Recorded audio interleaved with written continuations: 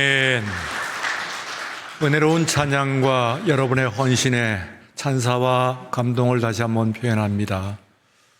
예배의 순서를 맡으셨던 분들 감사 또 드리고 예배위원으로서 나서신 권사님들 감사드립니다. 우리 교역자 여러분들의 수고에 감사를 드리고 또 위에 방송실 여러분들 헌신도 아름답습니다.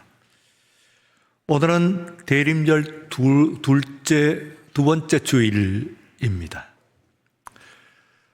오늘 말씀으로 마태복음 1장 1절부터 6절의 말씀을 찾았습니다. 예수님의 아브라함과 다윗의 자손 예수 그리스도의 계보라고 1절에서 소개되어 있습니다. 이 말씀을 전체로 다 열거를 하고 그리고 1장 17절 말씀에 보게 되면은 이 전체의 모든 계보를 세 단락으로 구분을 하고 있습니다. 곧 아브라함부터 다윗까지고 그리고 다윗부터 바벨론까지 그리고 바벨론부터 그리스도까지의 세 단락입니다.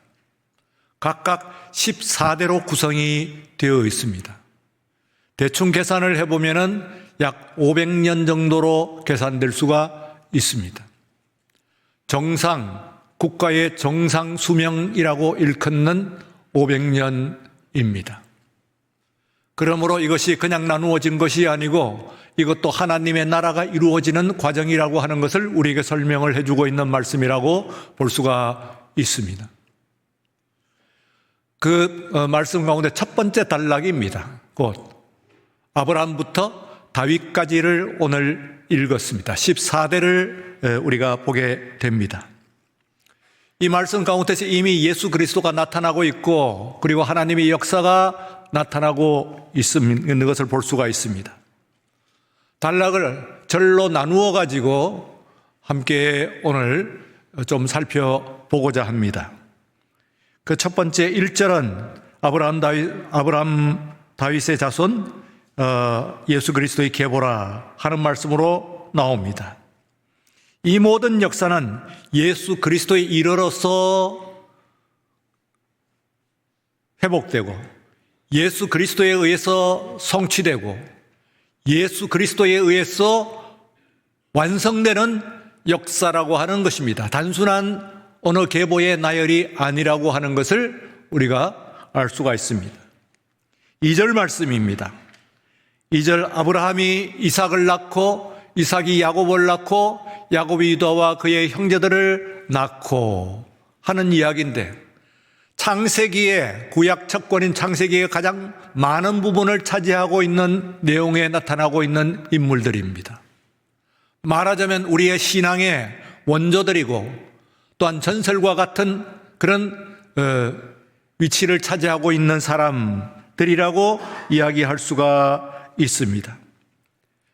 황금기라고 이야기할 수는 없습니다만 그러나 적어도 영웅의 시기라고 이야기는 분명히 할 수 있는 신앙의 영웅의 시기라고 이야기할 수 있는 기간이 바로 이 아브라함부터 유다에까지 이르는 4대에 걸친 역사다. 그렇게 생각할 수가 있습니다. 3절입니다. 3절은 유다는 다말에게서 베레스와 세라를 낳고 베레스는 헤스론을 낳고 헤스론은 람을 낳고 2절에 나와 있는 네 사람과 여러분들은 구분을 하면 어떻습니까? 베레스 유다에서부터 유다에서부터 제외하고 베레스와 세라, 헤스론, 람 이 네 대입니다. 이 사람들은 여러분들은 아마 구약 성경을 잘 읽지 않으면 알 수 없는 사람들입니다. 그저 이름만 소개가 되고 있는 사람이라고 볼 수가 있습니다. 그냥 베레스, 세라, 헤스론, 람이라고 하는 4대에 걸친 인물들이 이어지기는 시기라고 볼 수가 있는데 그러므로 앞에 있는 영웅의 시기와는 신앙적인 영웅의 시기와는 분명히 구분이 됩니다. 특별히 이 전락의 시기라고 이야기할 수가 있는데 이 전락의 시기가 이루어지는 것이 유다는 다말에게서 베레스를 베레스와 세라를 낳고 그랬습니다. 이 부분은 여러분들이 창세기를 읽어보면 나오긴 합니다만 다시 한번 들여다볼 필요가 있습니다. 오늘 계보와 관련되어 가지고 들여다볼 필요가 있습니다. 이 유다는 형제들과 떨어져 가지고 홀로 아둘람 굴이라고 하는 그 지역에 살았습니다. 황무지입니다. 그곳에 떨어져서 홀라 살면서 그곳에 있는 가나안 여인을 통해 가지고 결혼하고 가나안 여인을 통해 가지고 세 아들을 얻게 됩니다. 그 첫 아들 이름이 엘, 그리고 오난, 그리고 마지막 셋째 아들이 셀라입니다. 그런데 엘은 하나님께서 악하여서 그를 치셔서 죽였다 그랬습니다. 얼마나 악했는지, 무엇 때문에 어떻게 악했는지 하는 것을 설명은 하지 않습니다만 어쨌든 그는 죽었습니다. 악하여 죽었다. 그리고 나니까 그의 아내가 다말입니다. 첫 번째 며느리죠. 그러니까 형사 취수 하는 것이 있습니다. 형이 죽고 난 다음에는 형수를 동생이 이어서 그 형수를 통해서 형의 계보를 잇게 하는 것을 이야기를 합니다. 그래서 둘째가 오난이 그의 형수인 다말을 취하게 되었습니다.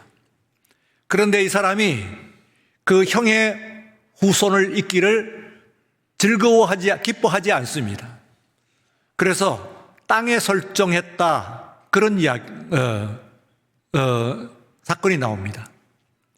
땅에 설정을 하게 되니까 하나님께서 이를 괘씸하게 악하게 여기시고 그도 죽였습니다. 그래서 두 아들이 죽었습니다. 이렇게 되자 유다는 이 다말을 통해 가지고 두 아들이 죽게 되니까 아직 이제 그 셀라 셋째 아들은 어립니다. 그래서 이 다말을 친정집에 보내면서 하는 말이 친정에 가 있거라.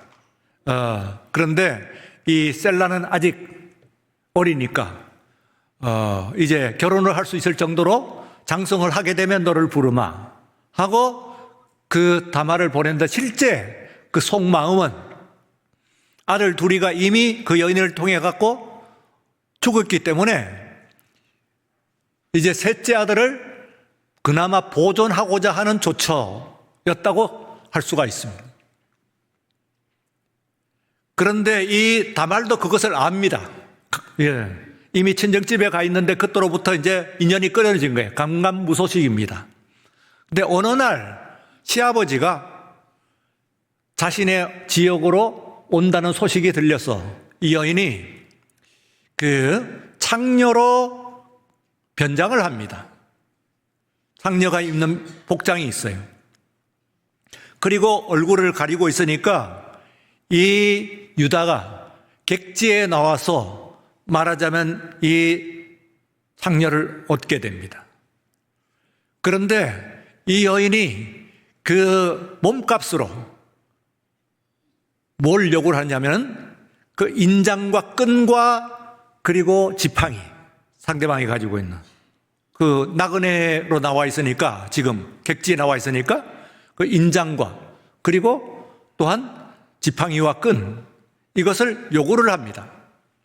그래서 그것을 주고, 그리고 그로 인하여 가지고 이 다말이 잉태를 하게 됩니다. 그러면 막내 셀라가 남습니다만 셀라는 제외됩니다. 계보에서. 놀라웠게도 이 시아버지 유다와 그리고 며느리 다말에게서 그것도 창녀로 변장하여서, 그래서 난 아들이 그 다음에 베레스와 세라라고 하는 쌍둥이입니다. 쌍둥이를 낳게 되는 것입니다. 그래서 베레스는 헤스론을 낳고 하는 이야기는 그냥 전락이 아니고 그 전락을 아예 보여줬고 노골적으로 보여주는 사건이, 유다는 다말에게서 베레스와 세라를 낳고, 이 부분이 말하자면은 그리스도의 계보와 왕의 계보를 이야기하는 데 있어서 전락을 이야기를 하고 있습니다. 그 다음에는 이제 유다는, 그 다음엔 4절입니다. 4절은 람은 아미나답을 낳고, 아미나답은 나손을 낳고, 나손은 살몬을 낳고, 이것은 전락된 거기에서 평범한 삶을 삽니다. 사실은요, 평범하지 않고 이때가 말하자면 애굽에서의 삶입니다. 애굽에서의 내려가고 삶을 사는 이 기간이라고 볼 수가 있어요. 근데 이 기간 가운데서 람, 아미나답, 나손, 살몬, 이들은 애굽 사람입니다. 그곳에서 노예살이를 하는 사람들이 무슨 다른 나라겠어요.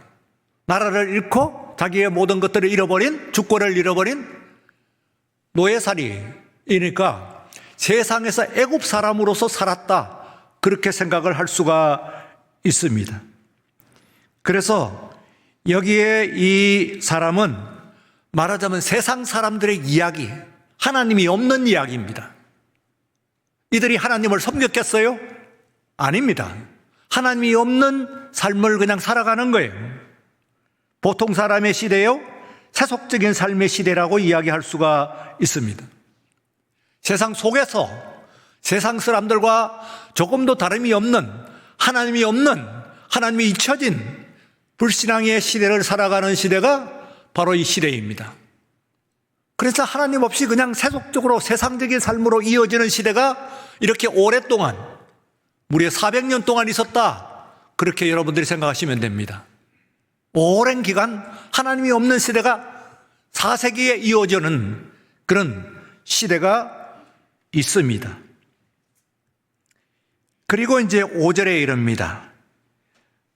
5절은 이제 혼돈의 시기라고 얘기할 수가 있습니다. 살몬은 라합에게서 보아스를 낳고, 보아스는 룻에게서 오벳을 낳고, 오벳은 이세를 낳고, 아마 여러분들은 이 앞에서 이미 다말의 이야기에서 여러분들은 이미 눈치를 챘을 겁니다. 누구에게서 무엇을 낳고 하는 것은 단순히 여인을 이야기하는 것이 아니에요. 좋은 것이 아니에요. 혼란이에요. 그러니까 평범하고 정상적인 그 계보에 들어있는 여인들 같으면 정상적인 혹은 좋은 이상적인 그런 그 계보에 들어있는 이 여인들 같으면 아예 언급이 안 됩니다. 그러니까 여인들이 언급이 되는 것은 반드시 문제가 있는 경우입니다. 반드시 문제가 있는 경우에. 그리고 혼돈, 어떤 혼돈이냐? 우리 인간으로서는 알 수 없는 혼돈의 역사, 우리로서는 받아들이기 어려운 역사가 있을 때에 그 여인을 이야기를 합니다. 그렇기 때문에 그것을 설명할 필요가 좀 있습니다. 살몬은 라합에게서 보아스를 낳았다 할 때 라합에게서 하는 이야기는 이제 그 출애굽을 하여서 우리 아는 바와 같이 여호수아 장군이 이스라엘을 끌고 처음 가나안으로 들어가서 만난 첫 성이 견고한 성 여리고였습니다. 난공불락의 성으로 보였습니다. 그런데 이 성이 어떻게 무너졌냐? 물론 하나님의 궤를 돌고 7바퀴 이래 동안 도는 그와 같은 하나님의 말씀의 역사가 일어나긴 합니다만, 그건 말씀의 역사와 인간의 역사가 또 있습니다. 말씀의 역사와 함께 인간적인 노력의 역사가 또 있는데 그 중에 라합이 있습니다. 성의 제일 끝에, 그러니까 가장 그 외곽지대에 어려운 삶을 사는 사람이죠. 여기에 라합이라고 하는 기생이 있습니다. 그래서 이 기생이 이스라엘의 정탐꾼을 만나게 돼요. 나와, 그리고 내 가족을 살려달라는 하는 약속을 하고 이 여인의 도움을 얻어가지고 여리고 성이 공략이 됩니다, 사실은.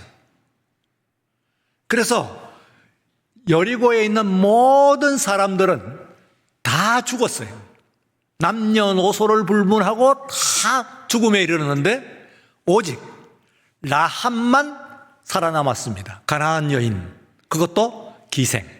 라합이 살아남았어요. 근데 이 여인을 바로 이 유다의 계보에서 맞아들이게 되는 것입니다. 살몬이라고 하는 사람이에요. 그러니까 그렇게 좋은 형편이라고 할 수가 없지요. 살몬이라고 하는 사람이 그렇게 좋은 형편에 있는 그런 사람이 아니겠지. 그러면은 전력이 말하자면은 기생이에요. 술집 여인이라고 보시면 됩니다. 그러면은 그 여인을 말하자면은 자신의 아내로 맞아들였어요. 이방인. 혼돈이죠. 역설입니다. 그렇게 놨더니 거기에 난 사람이 보아스입니다. 기미가 보이죠? 예. 그러면 보아스는 누굽니까? 우리가 성경의 구약 성경에 룻기라고 하는 곳에서 나타납니다. 바로 정복 이후에 400년간 기간을 우리는 사사기라고 일컫는데 이 사사기 가운데서 시대에서 엘리멜렉이라고 하는 사람이 나와요. 그의 아내가 나옴입니다. 그 룻기에 나와 있는 내용입니다. 그런데 이 사람이 예루살렘 인근에 곧 유다 지방에 살았는데 이곳에서 큰 기근이 흉년이 왔어요. 그 흉년을 피하여 가지고 이사를 갔습니다. 말하자면 이민을 갔어요. 모압 지방으로, 요단강 건너서 모압 지방으로 이민을 갔어요. 만약에 그곳에서 모압 지역이 잘 됐으면 그 사람들은 모압 사람 됐지 유다 사람은 안 됩니다. 끝나는 거예요. 지역을 넘어서 가지고 아예 이방인으로 이렇게 되는 거예요. 그런데 이제 이 두 아들을 데리고 갔습니다. 그게 네 식구가 간 거죠. 엘리멜렉과 나오미. 근데 이 두 아들이 말론, 기럧이라고 하는 두 아들입니다. 근데 이 두 아들이 거기서 장가를 갔어요. 당연히 모압 여인을 맞아들였겠죠. 그런데 그곳에서 그때부터 변고가 생기기 시작합니다. 남편 엘리멜렉이 죽고 두 아들이 차례로 죽습니다. 말론과 기럧이 죽습니다. 그래서 그 집안에는 삼과부만 낳게 됩니다. 기가 막힌 일 아니겠습니까? 그런데 이 세 과부 가운데서 이제 기가 막힌 전락을 했으니까 이 나오미가 아이고 내 한 몸 이 이방 땅에서 남편도 아들도 없는 희망 없는 삶을 사느니 차라리 내 몸이나로마 고향에 묻자 하는 마음을 가지고 다시 유다로 돌아가기로 결정을 하는데 이때에 두 며느리 중에서 둘째 며느리 룻이라고 하는 며느리가 이제 시어머니와 만류하는데도 불구하고 시어머니를 따라서 유다 지방으로 오게 됩니다. 그래서 유다 지방, 예루살렘이죠. 그 지방에서 이 시어머니와 룻이 그야말로 빌어먹는 삶을 살았어요. 이삭을 줍는다고 하는데 그건 이제 그대로 우리들 표현하면 빌어먹는 삶이에요. 여인 둘이니 뭘 하겠어요. 남자가 없는데. 그러니까 빌어먹는 삶을 사는 거예요. 그런데 그 이삭을 줍는 주인이 마침 보아스예요. 보아스. 그런데 이 보아스가 말하자면 그 여인을 아름답게 보아서 그 여인을 아내로 맞이하게 됩니다. 모압 여인. 그것도 한번 시집을 갔던 사람을 자기의 아내로 맞아들이게 되면서 이 룻이 그리스도 메시아의 그리고 그 앞에서 왕의 계보에 들어오게 되는 그런 일이 일어나는 것이라고 볼 수가 있습니다. 여기는 우리 두 가지를 볼 수 있습니다. 역설적인 시기라고 볼 수 있는데 한편에 있어가지고는 다말에게서 봤던 혼돈이 계속 이어지는 전락처럼 보입니다만 한편에 있어가지고는 보아스, 룻, 혹은 그리고 드디어 오벳을 낳고 이새를 낳고 하는데 이 이새는 벌써 다른 사람들은 여러분들이 이 계보 외에는 말하자면 람이나 아비다면 나손이나 뭐 살몬이나 이런 사람을 기억할 수 없어요. 오늘 본문을 기억을 해야 알 수가 있지 그 성경을 읽으면서 나타나지 않는 거예요. 물론 구약에서 살짝 나타납니다만 그래 이름 열거하는 거 할 때 이름을 나열할 때 나오는 거예요. 그 사람에 대한 스토리가 없어요. 그런데 스토리가 나옵니다. 라합, 보아스, 룻, 이새 다 스토리가 나오는 사람이에요. 그래서 4절의 것은 하나님이 개입되는지 안 개입되는지 하나님이 없는 삶인데 여기서는 혼돈은 맞습니다만 하나님이 역사하기 시작하는 시간인데 아직까지 모르죠. 사람들은. 더 혼돈처럼 보일 수도 있습니다. 더 전락하는 시기로 보일 수가 있습니다. 그러나 분명히 하나님께서 역사하시는 시간이 분명히 있다고 하는 것을 볼 수가 있어요. 6절입니다. 자, 이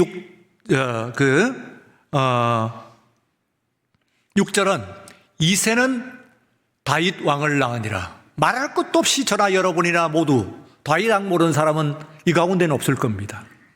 그리고 다윗은 여기가 이제 황금 회복, 그리고 성취, 그리고 구원의 시기예요. 완성의 시기라고 볼 수가 있습니다. 1차 완성입니다.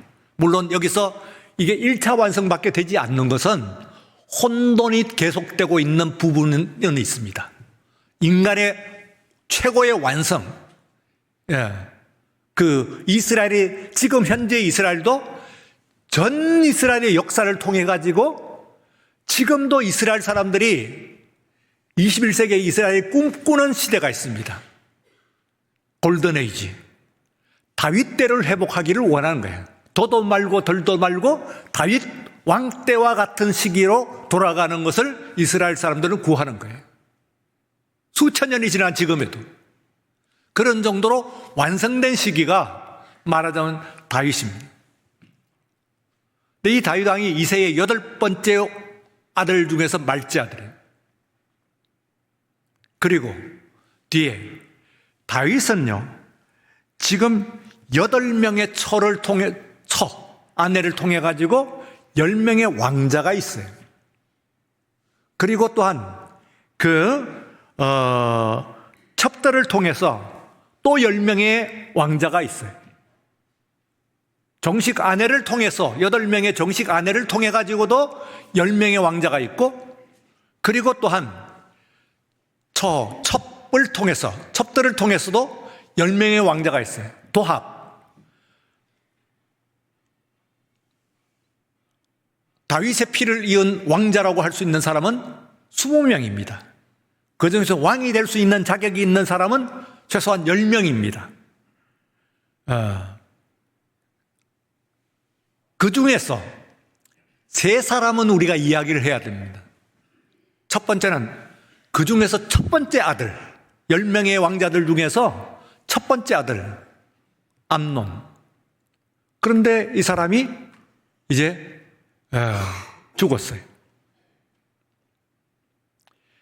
그리고 이 10명의 아들 중에서 가장 잘생기고, 그리고 지도력이 있고, 그리고 가장 힘이 있는 왕자, 그건 압살롬입니다.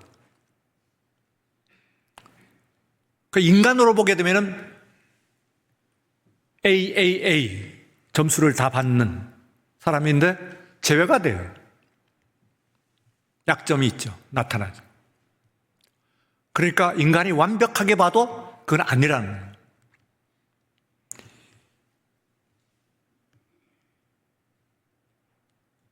그리고 또한 아도니아입니다. 남은 아들 가운데서는 그러면 암논과 압살롬을 제외하고 나면 남은 8명의 아들 가운데서, 왕자들 가운데서는 가장 출중한 사람이 아도니아예요. 모든 신하들이 그렇게 생각했어요. 모든 장군들이 그렇게 생각했어요. 다는 아닙니다. 거의 모든 19은 다 그렇게 생각하는 거예요. 그런데 아니네요. 그리고는 그 아내들 중에서 8명의 아내 중에서 가장 문제가 되는 이 밧세바를 밧세바라고 하지 않고 아예 우리아의 아내라고 나옵니다. 그 앞에서는 다말, 라합, 룻이라고 하는 그 사람의 이름이 나와요. 그런데 다윗의 솔로몬을 잇는 이 여인은 밧세바라고 나오지 않고 우리아의 아내라고 나옵니다. 아예. 그러면 극명하게 심각한 문제에 극에 달했다. 이거는 자격을 잃어도 인간적인 관점에서 봤을 때는 왕이 될 하나님의 계보에 들 자격이 완전히 상실된 상태를 얘기하는 거예요. 사람이 만약에 훌륭한 계보를 쓴다고 한다면 절대로 이런 계보를 쓰지 않아요. 사람이 선택할 수 있다고 한다면은 이런 계보로 왕가를 만들고 이런 계보로 그리스도를 만들지는 절대로 않을 것 같은데, 놀라웠게도 하나님께서는 사람이 절대로 아니라고 할, 선택하지도 않을 가능성도 없는 그를 통해서 골든에이지는 완전한 황금기라고 하는 것이 다윗 때만이요, 다윗 솔로몬 때를 이야기를 하는 겁니다. 그런데 이 솔로몬, 다윗 솔로몬이 있는 소위 골든에이지라고 하는 것도 최고의 역설, 가장 받아들이기 힘든 부분, 우리아의 아내라고 아예 나오는, 여기에서 이게 이루어지는 거라고 하는 것이 말하자면 역설입니다.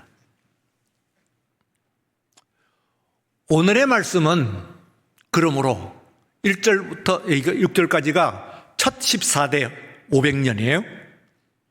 그러면은 이 시기는 다음과 같이 정리할 수가 있습니다.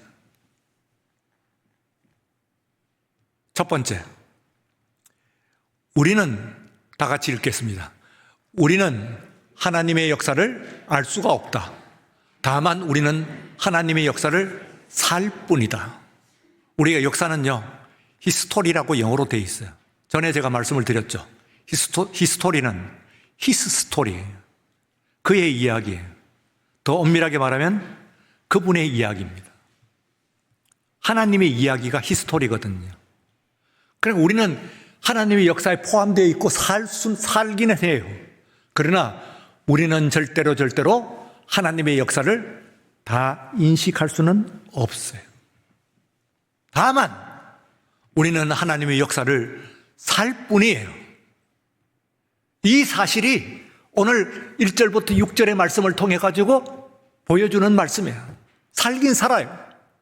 어떤 때는 영웅의 시대, 어떤 때는 전락의 시대, 전락으로서도 이름도 빛도 없이 세상에서 하나님 없는 시대, 그리고 회복되는 것 같습니다만 그러나 역설의 시대, 이런 것을 통해서 하나님께서는 하나님의 역사를 꾸준히 쉬지 않고 이루어 나가시고 계신다 하는 이야기입니다. 두 번째, 다 같이요. 하나님의 역사는, 다 같이 읽겠습니다. 하나님의 역사는 리듬이 있다. 고저 강약이 있다. 다만 우리는 그 강약을 추정할 뿐이다. 우리는 그것을 확정할 수는 없다. 예, 우리도 생각이 있고 식견이 있으니까 하나님의 역사라고 하는 것은 계속 올라가지도 않아요. 계속 내려가서 이제 끝났다. 하나님 없는 삶이다. 전락한 삶, 혼돈의 삶이다. 악마에게 넘겨진 역사다. 하지만 그런 적이 없어요. 하나님께서 주권을 가지고 있는 역사입니다. 하나님께서 그 주권을 포기하신 적이 없어요. 빼앗기신 적이 없어요. 그런데 이 역사가 우리는 이해하지 못하는 방식으로 리듬이 있다. 리듬이라는 것은 뭡니까? 고저강약이라는 것은 올라갔다가 내려갔다가 혹은 강했다가 약했다가, 약해도 뭡니까? 존재가 있는지 없는지도 모를 정도로 약했다가. 그럼 마지막 세 번째, 다 같이 읽습니다. 그럼에도 불구하고, 다 같이요. 그럼에도 불구하고 하나님의 역사는 완성을 향하여 나아간다. 다만 우리는 하나님의 역사의 완성을 고백할 뿐이다. 이게 이제 말하자면 여러분들의 지금 몫입니다. 고백이라고 하는 믿음이거든요. 우리가 이 역사, 시간을 보면서 하나님의 역사는 완성을 향하여 나간다. 그건 믿어야 돼요. 완성 아닌 것 같아요. 끝난 것 같아요. 부서진 것 같아요. 실패한 것 같아요. 아닙니다. 완성을 향하여 꾸준히 나간다. 다만 우리는 그래서 하나님의 역사의 완성을 고백할 뿐이다. 이것이 이제 여러분들에게 역사에 대한, 하나님의 역사에 대한 아멘입니다. 하나님의 말씀에 대해서도 아멘. 그리고 하나님께서 이루시는 이 역사를 통해서도 우리는 아멘 할 수 있어야 된다. 그러니까 어떻게 하더라. 그래서 마지막 주시는 다니엘 2장 21절 말씀입니다. 한번 띄워주세요. 자, 다 같이 읽겠습니다. 그는 때와 계절을 바꾸시며 왕들을 폐하시고 왕들을 세우시며 지혜자에게 지혜를 주시고 총명한 자에게 지식을 주시는도다. 한 번만 더 읽고 마치겠습니다. 그는 때와 계절을 바꾸시며 왕들을 폐하시고 왕들을 세우시며 지혜자에게 지혜를 주시고 총명한 자에게 지식을 주시는도다. 아멘. 역사의 주관자가 되시는 우리 하나님 아버지, 오늘 어렵고 고단하고 복잡하고 허탄한 시간을 우리들이 살고 있습니다. 오늘 그러나 이 시계 가운데서 하나님께서 분명히 존재하고 계시며 주장하고 계시며 오늘 이 시간 우리들을 여전히 사랑하고 계시며 인도하고 계시다고 하는 사실을 우리의 믿음으로, 우리의 입으로 고백하는 이 예배가 되게 하여 주시옵소서. 예수님 이름으로 기도리옵나이다. 아멘.